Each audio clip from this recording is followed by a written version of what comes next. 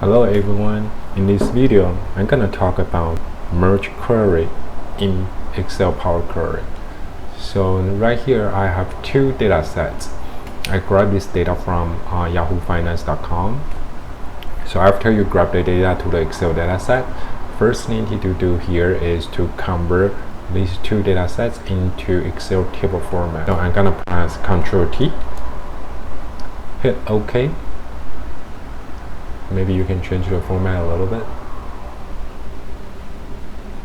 After, I need to convert the other table into Excel table format.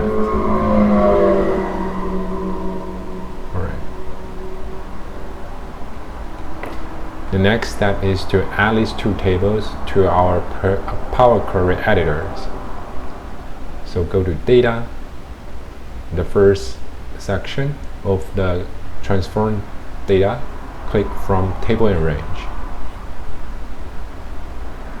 Alright, after you have that, click Close and Load To. In this example, I'm going to create connection. Same thing I'm gonna do to this new table. Let's go to from Table and Range to add it to the Power Query editor. So now I have both. The next thing I need to do here is to look up those missing stock data from the lookup table right here. So this is table 7, this is table 6. So I go straight to merge query. In the lookup table, I need to click table 7. I'm gonna link this to table by the date. In the reminder here, you can see the Excel actually found 9 out of 252 records from our lookup table, which is what we want. After you connect these two tables together, we need to use, in this case, we only need to look for the missing volume here. Select the volume column, hit OK.